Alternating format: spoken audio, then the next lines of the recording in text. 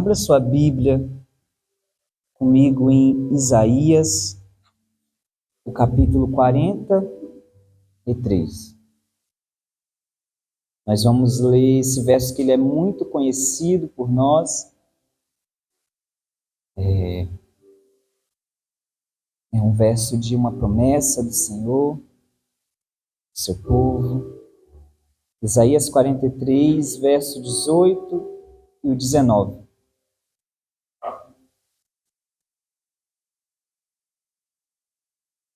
Aleluia, Jesus. Aleluia, Senhor. Aleluia. Espírito Santo, sinta-se à vontade, Senhor, em nosso meio. A tua voz, Senhor, que ela é doce, ela é mansa, ela fala, Senhor, ao nosso coração, ela fala à nossa alma, ela fala ao nosso entendimento, Senhor.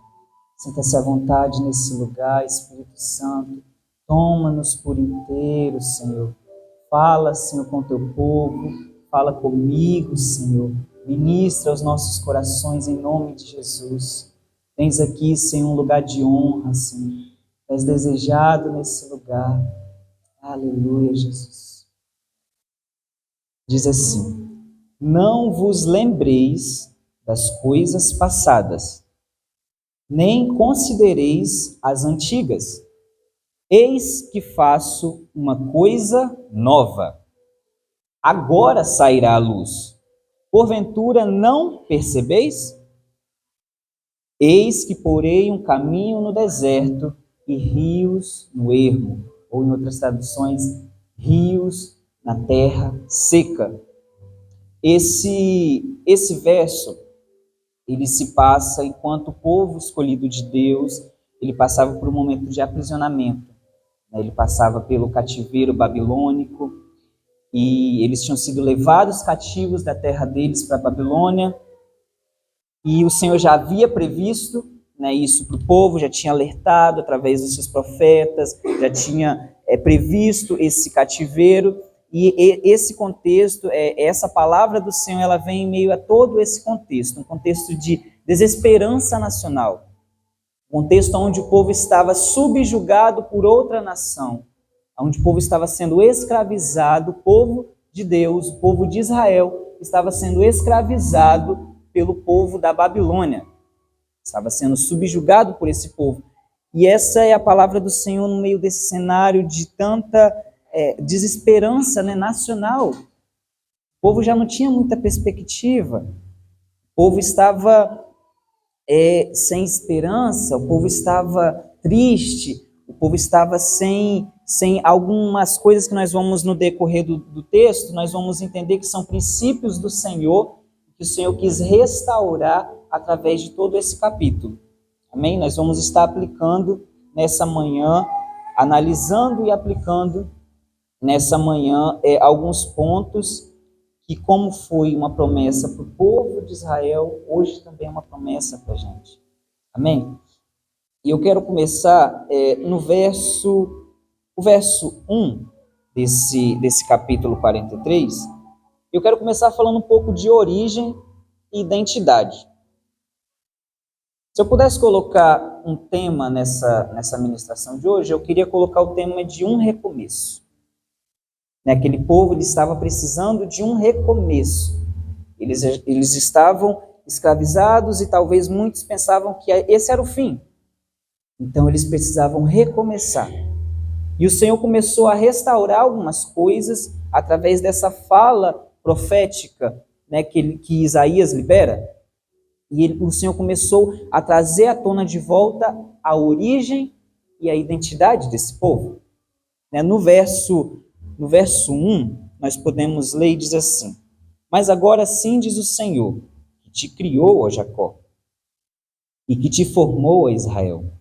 Não temas, porque eu te remi. Chamei-te pelo teu nome, tu és meu.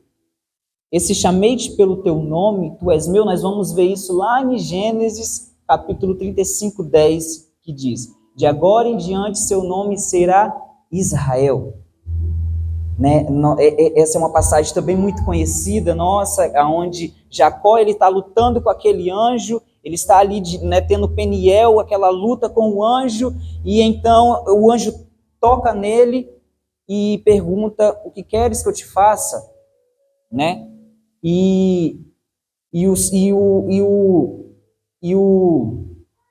Amém, aleluia, Jesus. Um pouco de nervosismo, mas vamos lá. E o Senhor vai e faz algo na vida de Jacó. E o Senhor começa a manifestar algo na identidade de Jacó. Jacó, que nós conhecemos o significado do nome, né, que é enganador, que é usurpador, né, o Senhor então ele vai e toca na identidade de Jacó. E quando o Senhor toca na identidade de Jacó, Deus não está tocando somente na identidade de um homem, mas Deus está tocando na identidade do patriarca de toda uma nação. Então Deus está tocando na identidade de uma nação. E esse nome Israel, ele não vem da cultura, ele não vem da mente humana. Esse nome, ele nasce no coração de Deus. Esse nome sai da boca de Deus. Agora o seu nome será Israel. É assim que eu te chamo agora. Porque agora eu te faço príncipe do Senhor comigo. Agora eu te faço aquele que luta junto com o Senhor. Então o Senhor, ele muda a identidade de um homem ali, mas também ele muda a identidade e dá um destino para todo um povo.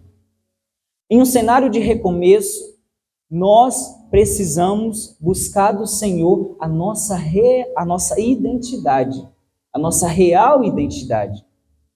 Irmãos, está difícil.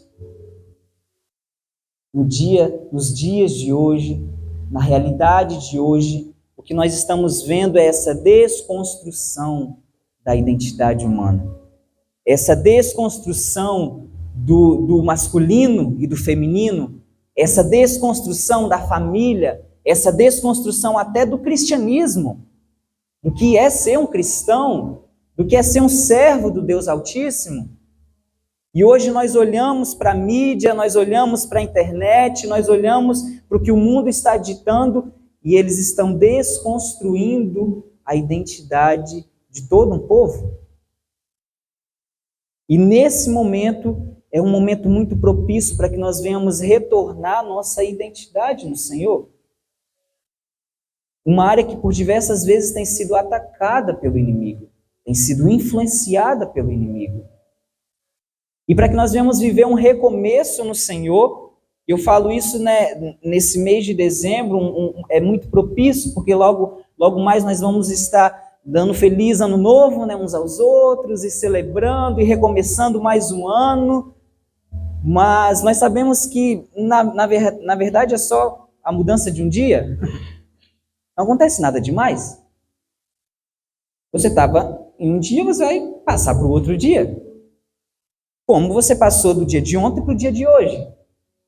Mas nós sabemos que há um recomeço no Senhor.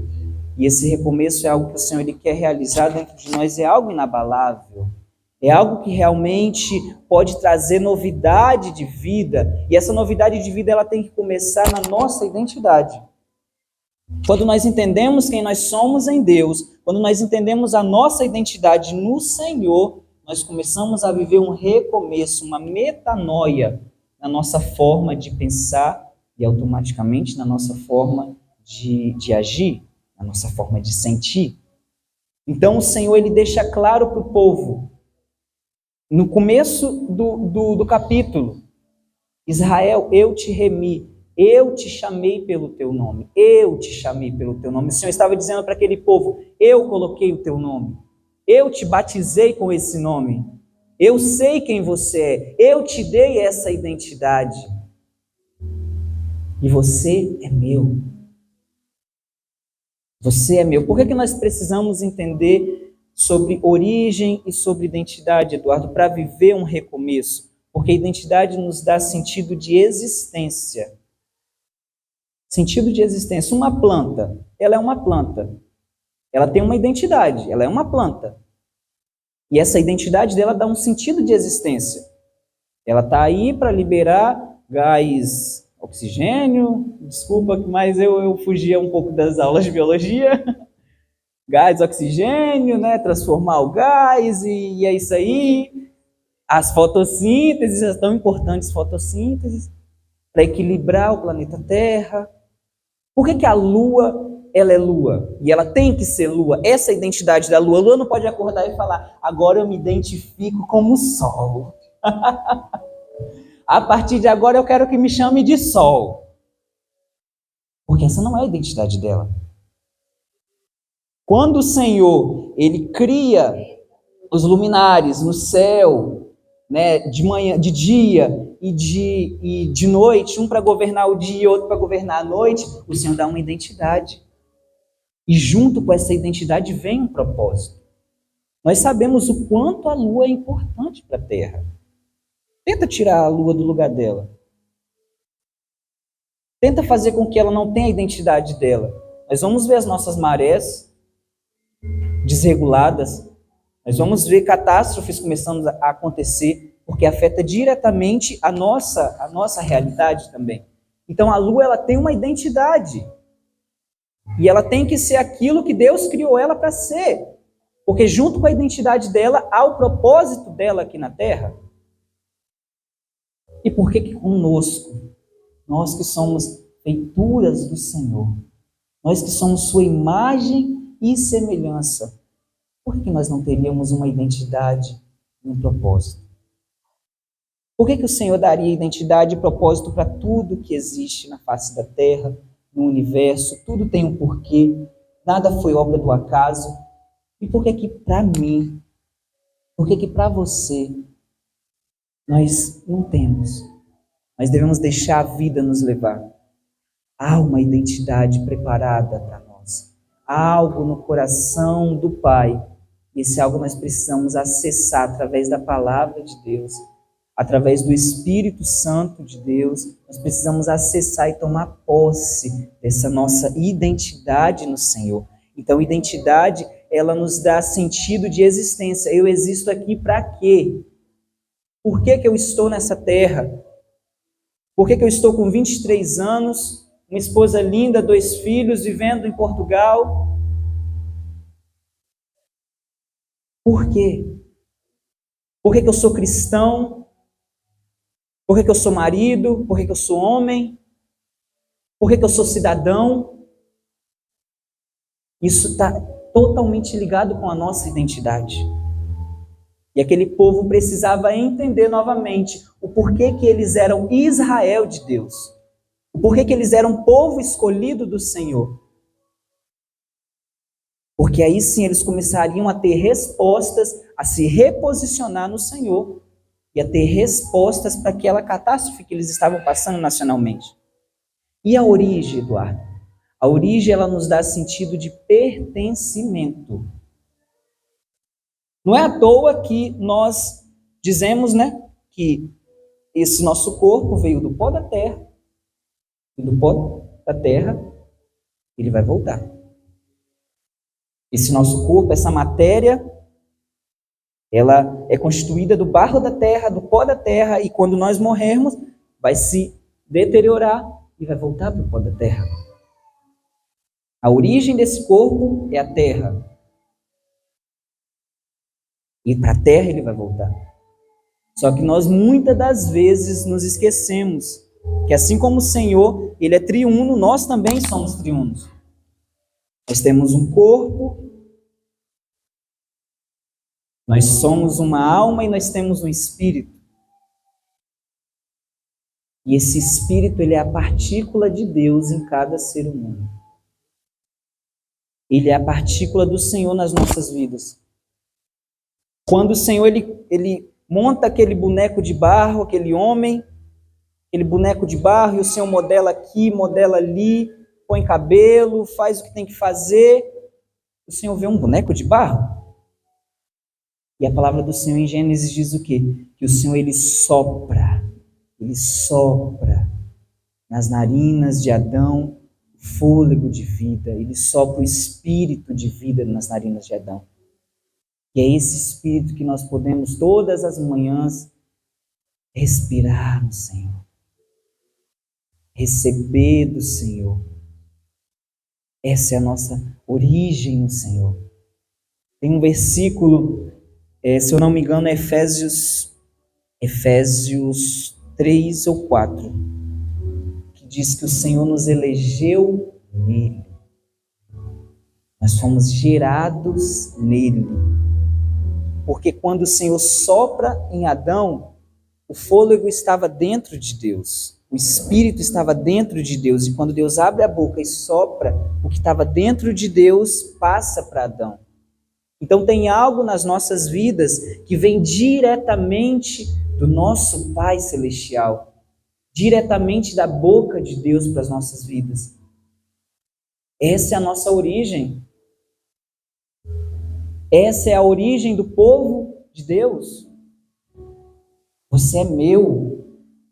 Você é meu, o Senhor está nos falando essa manhã. Você é meu, tem algo em você que é meu. Tem algo em você que pertence a mim. Tem algo em você que eu te dei. Tem algo em você que vai voltar para mim, porque a sua origem sou eu. O apóstolo Luiz Hermínio, ele fala uma das coisas que eu piro quando eu vejo essa pregação. Ele fala, você tira a planta da terra, ela morre. Você tira o peixe da água, ele morre. Agora, se você tirar o homem de Deus, ele também morre. O homem diz que foi a Lua, diz que foi a Marte. E pode ir, pode sair dessa terra. Agora, quando você tira, desconecta o homem da sua origem, ele morre. Eduardo, por quê? Porque a nossa origem não é essa terra. Esse corpo, ele vai ficar aí. Nós vamos receber um corpo glorificado para a glória do Senhor. Mas tem algo em nós que veio do Senhor, que é a origem do Senhor. Veio dele, do coração do Pai para nós. E essa é a nossa origem. Em Efésios 2:10 diz assim, porque somos feitura sua, criados em Cristo Jesus para as boas obras, criados em Cristo Jesus para as boas obras, as quais Deus preparou para que andássemos nelas. E esse versículo, que toda vez que eu falo de identidade, eu falo de origem, eu falo de propósito, é esse versículo que me salta da Bíblia. E é 1 Pedro 2:9. Diz assim, mas vós sois a geração eleita, o sacerdócio real, a nação santa, o povo de propriedade exclusiva de Deus, cujo propósito é proclamar as grandezas daquele que vos convocou das trevas para a sua maravilhosa luz. Povo de propriedade exclusiva do Senhor. Eduardo, então você está dizendo que para que eu venha viver um recomeço na minha vida, no meu particular, no meu individual, tanto com Deus, na minha família, na sociedade, eu preciso entender então o que é a minha origem e o que é a minha identidade. Sim, é isso que eu estou dizendo. Nós precisamos firmar a nossa origem e a nossa identidade. Para então nós começarmos a entrar em um recomeço do Senhor. Para então que nós venhamos desfrutar da boa, perfeita e agradável vontade do Senhor. Para que então nossa mente ela venha a ser renovada de tudo aquilo que está reinando nesse século. O segundo ponto que eu quero examinar com os irmãos nesse capítulo, e está lá no verso 2, vai dizer a respeito da promessa da presença do Senhor. O Senhor sabe que seu povo nada é sem a sua presença. Por isso promete estar ao lado de Israel quando passarem por situações adversas. E no verso 43, no capítulo 43, verso 2 diz: quando passarem pelas águas estarei contigo. Quando pelos rios eles não te submergerão. Quando passares pelo fogo, não te queimarás e nem a chama arderá em ti. Quando passares pelas águas, eu estarei contigo. Essa é a promessa do Senhor. Essa é a promessa do Senhor para nossas vidas, para a vida do cristão. A promessa da presença do Senhor. O verso 5 diz: não temas, pois eu estou contigo. E assim como as ovelhas precisam da presença, da proteção e do cuidado pessoal do seu pastor, assim o povo de Deus necessita do seu supremo pastor. Assim o povo de Deus necessita do Senhor Jesus Cristo, o Deus Emanuel, o Deus aqui conosco. Assim eu e você, nós precisamos andar com o Senhor dia após dia, nas nossas lutas, nas nossas adversidades, nas nossas felicidades, não só nos momentos maus. Jesus também gosta de ir em casamento, a gente sabe disso. Ele gosta de estar no meio do seu povo nos momentos felizes, e ele promete essa presença. Eduardo, para quê? Por quê? Porque assim como uma ovelha, é assim que o Senhor trata o seu povo.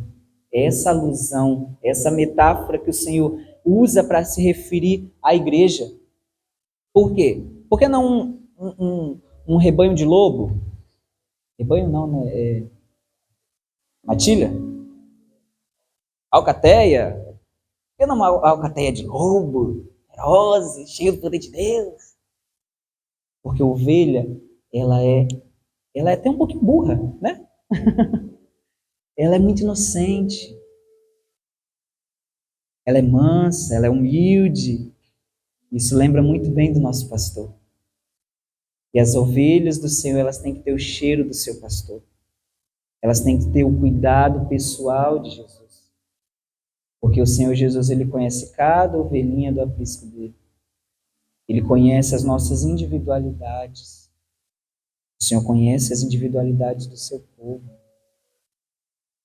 O Senhor sabe curar e sabe qual remédio dá para cada um, para cada ovelha, cada ferimento, cada machucado.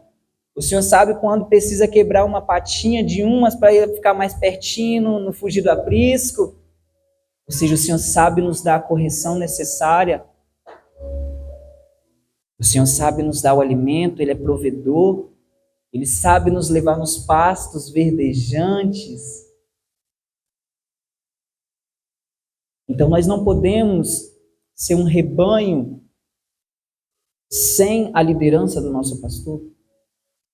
Nós não podemos dizer eu posso, eu consigo, eu vou desbravar, é na força do meu poder, eu confio na minha vida, eu confio nas minhas decisões, eu até creio em Deus, mas eu creio que Ele não vai interferir muito aqui.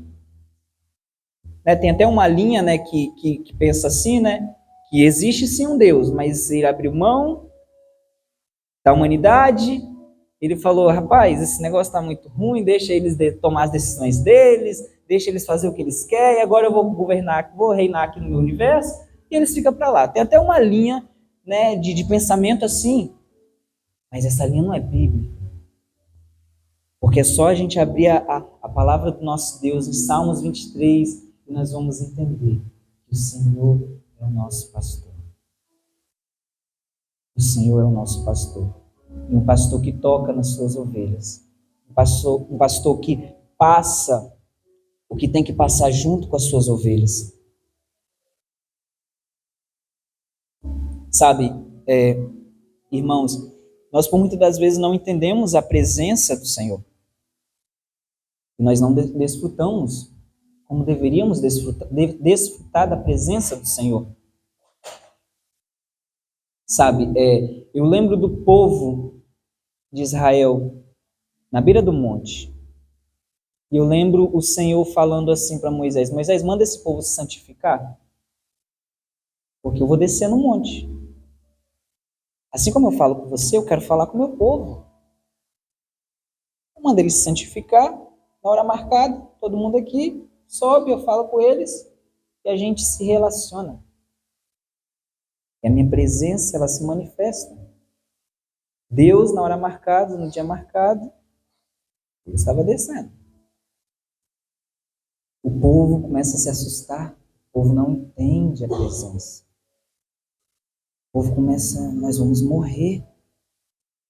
E eu não fiz o jejum, não fiz o propósito, não estou santificado, falei mal da irmã, e estou em adultério, e eu não posso. E o que o povo faz? Moisés, vai você. Você já foi outras vezes? Você aí de novo? Agora a gente nunca foi. Não vai você, o Senhor fala com você, você traz pra gente. Fechado? Moisés vai, vou lá, né? Eu não vou deixar de viver a presença do Senhor, porque todo um povo não quer viver a presença do Senhor. Eu não vou deixar de entender os mistérios de Deus e de ter relacionamento face a face com o Senhor, porque todo um povo não quer. Então, se vocês não querem, por favor, me dá licença, eu vou subir o monte. Eu vou ir além. Eu vou buscar mais dessa presença, porque essa presença me busca mais.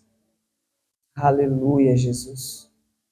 Eu vou me aproximar mais, porque quanto mais eu me aproximo, mais Ele se aproxima. Eu vou buscar tocá-lo com o meu coração, porque quando eu toco Ele com o meu coração, mais Ele me toca, mais dele eu recebo, mais parecido com Ele eu fico, mais cheiro dele eu tenho. Então eu preciso da presença do Senhor. E aquele homem, ele vai a tal ponto do rosto dele resplandecer pela presença do Senhor. E Deus tem sempre continuado. Nós vemos, né? O Senhor, ele desce naquela fornalha. Era 3. Eu estou vendo 4. Quarto homem andando com o seu povo, dando livramento ao seu povo, falando, olha, quando passarem, vocês lembram? Quando passarem pelo fogo, eles não vão te queimar. Por quê? Porque o fogo vai perder o poder de queimar? De consumir? Não. Quem ficou na porta morreu. É porque eu estou com você. Aleluia. Aleluia. As adversidades, elas não vão perder os poderes. A tristeza não vai deixar de ser tristeza. A prova não vai deixar de ser prova. As circunstâncias difíceis não vão deixar de ser circunstâncias difíceis. Só porque você é crente, só porque você é cristão. Só porque eu e você estamos na igreja. Não. Mas ela vai perder o poder de nos consumir. Porque o quarto homem anda conosco, o quarto homem passeia conosco nas nossas adversidades, nas nossas lutas, durante, o nosso choro, ele passeia conosco. Ele faz o caminho conosco. E é isso que nos consola, porque não vai me consumir. Porque não vai me consumir. Pode consumir quem ficar lá na porta. Pode consumir quem está lá, mas aqui não. Aqui não vai, porque aqui tem um comigo, que passeia comigo no fogo, nas minhas adversidades. E eu lembro também do Senhor Jesus descendo, encarnando-se. Natal, nós vamos comemorar agora a encarnação do Verbo. Ele se fazendo um bebê, e crescendo em nosso meio. Deus agora se tornando um homem. E andando em nosso meio. E nós sabemos que ele também não foi compreendido, e a sua presença não foi desfrutada por diversos. Teve alguns que falaram, não, esse é o Messias. Pedro, cheio da revelação do Senhor, cheio da revelação do Espírito Santo, o Senhor Jesus pergunta, para você, quem eu sou? Ele fala, tu és o Filho de Deus, tu és o Cristo, o Filho do Deus vivo. E ele não foi, a sua presença na terra não foi desfrutada como deveria. Não foi compreendida como deveria. E nós precisamos desfrutar da presença do Senhor. Nós precisamos ter contato com a presença do Senhor, entender o que o Senhor está fazendo. E falar da presença dele, eu não abro mão. E agora nós vamos para a terceira pessoa da Trindade, o Espírito Santo. Em Atos 2, no dia de Pentecostes, o Espírito Santo cumprindo uma promessa de Joel e cumprindo uma promessa de Jesus. Eu vou, mas eu não vou te deixar só. O Senhor fazendo questão de andar com o seu povo, de estar em contato com o seu povo, prometendo a sua presença para o seu povo. E o Senhor Jesus, ele se liga nisso. Uai, Deus Pai está lá em cima. Eu, Deus Filho, estou subindo. O Espírito Santo também está lá em cima. Eles vão ficar sozinhos. Não pode. Então não se preocupem. Eu subo, mas eu vou enviar o Consolador, o Encorajador, o Espírito Santo, para ensinar vocês, para andar com vocês.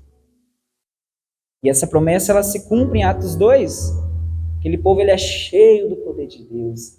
Eles recebem do céu o Espírito Santo, falam em novas línguas, eles recebem dons e agora também o fruto do Espírito começa a ser desenvolvido dentro deles. Eles recebem avivamento do Senhor. E muitos olharam e falaram o quê? Mais uma vez. Então nós vemos a Trindade prometendo a sua presença e cumprindo a promessa da sua presença em toda a história. E que nós não venhamos ser esses que não entendem e não desfrutam da presença do Senhor. Amém? Nós precisamos voltar à nossa origem, à nossa identidade. Nós precisamos voltar a crer na promessa da presença do Senhor nas nossas lutas, nas nossas dificuldades.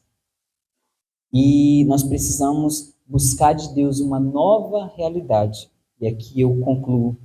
No verso 18, vamos lá no verso 18, diz assim, verso 18, não vos lembreis das coisas passadas, nem considereis as antigas.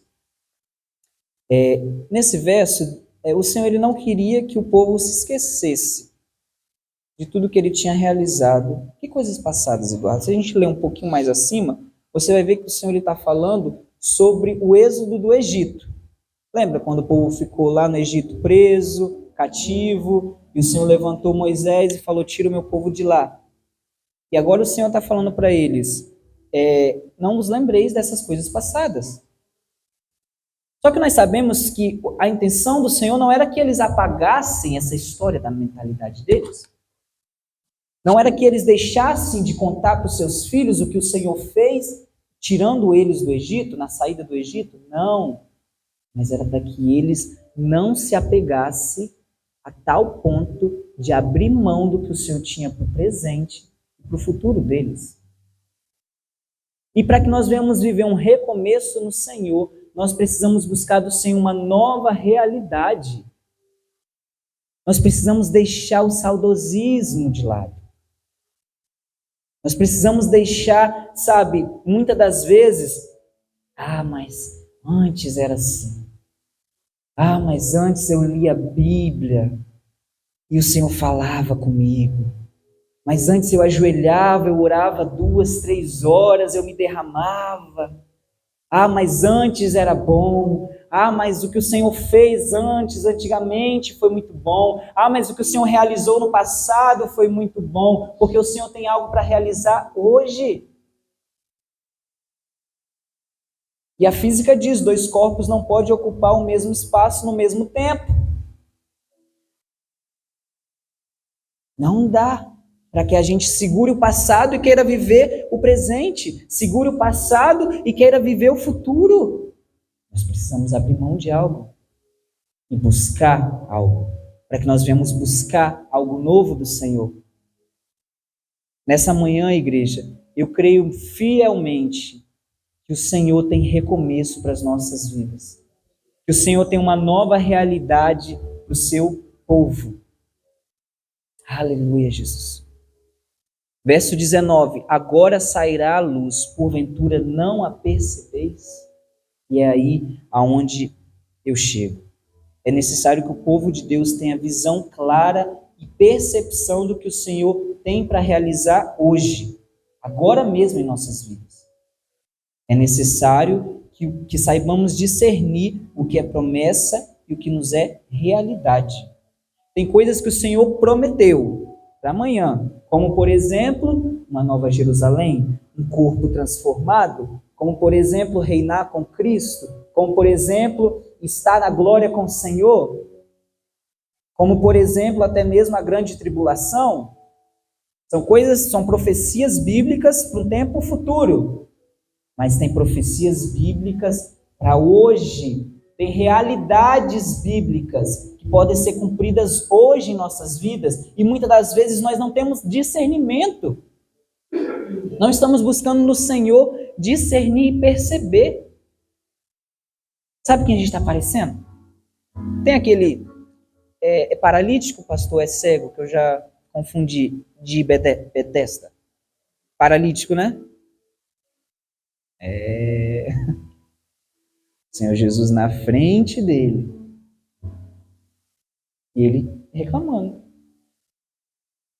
Ele falando assim, Senhor, o que eu quero?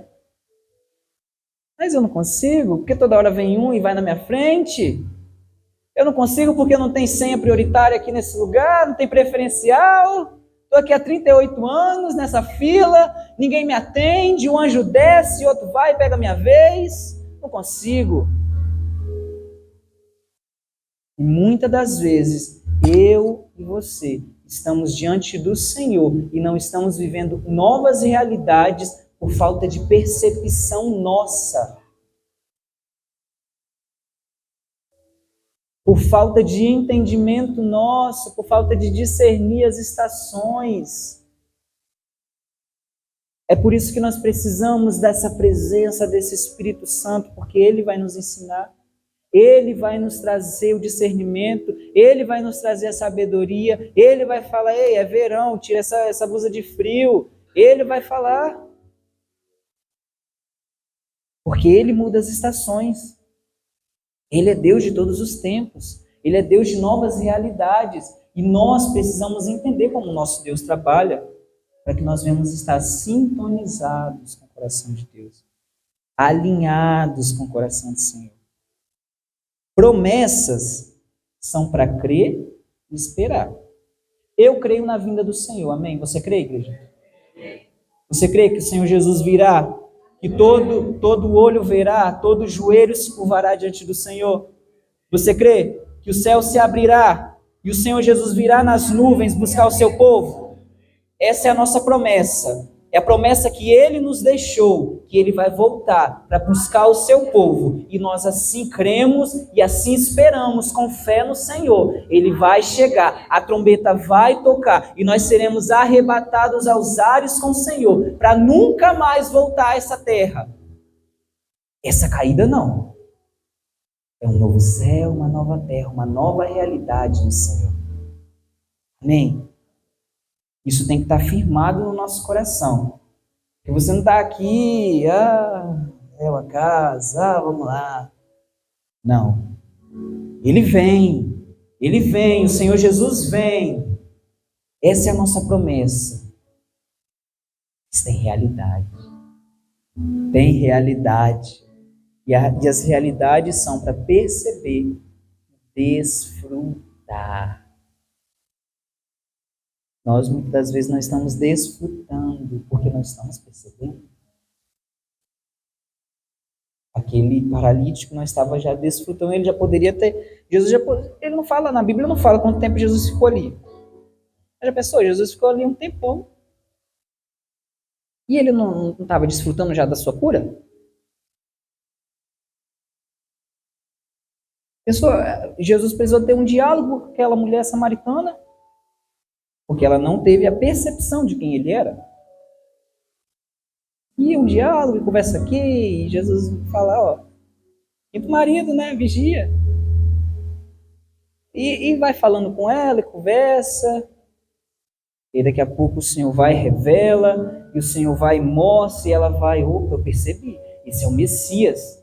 Opa, eu percebi, esse tem algo diferente, ele não é homem como a gente. Ele é ungido do Senhor.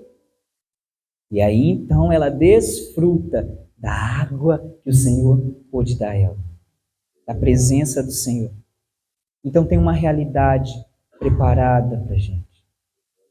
Tem algo que nós precisamos acessar no Senhor. Tem palavras que nós precisamos tomar posse. Tomar posse. Não um jargão evangélico. Toma posse da tua vitória, irmão. E às vezes a pessoa fala amém. Só por falar, porque o irmão do lado falou amém. Toma posse. O que é tomar posse? Eu chego e isso é meu. Eu possuo isso. Agora isso tem dono. E a palavra do Senhor diz que nós somos co-herdeiros com Cristo das bênçãos espirituais, de tudo aquilo que o Senhor Jesus conquistou na cruz. Ele não conquistou somente para ele. O que o Senhor Jesus faz? Ele divide com seus irmãos. Ele, o filho primogênito, o filho unigênito que se fez primogênito, ele pega a herança dele e ele divide com seus irmãos a vida eterna, a saúde, a cura, a restauração, a libertação, a provisão do Senhor, bênçãos que eu nem sei contar. E o Senhor, Ele nos divide, e nós precisamos tomar posse e desfrutar. Provai e vede que o Senhor é bom. Muitas das vezes a gente não vê que o Senhor é bom porque a gente não prova que o Senhor é bom. Nós precisamos, igreja, desfrutar da presença do Senhor. Amém? Assim como o povo, eles receberam essa promessa de uma nova realidade, eles tiveram que abrir mão, né, e não mais segurar o que já passou, mas agora esperar e ver se cumprindo o que o Senhor estava para fazer naqueles dias. E assim também é nas nossas vidas. Amém? Agora sairá a luz, porventura não a percebeis? Eis-nos aqui, Senhor, que nós venhamos perceber, Senhor, perceber tudo aquilo que o Senhor tem para as nossas vidas. Amém?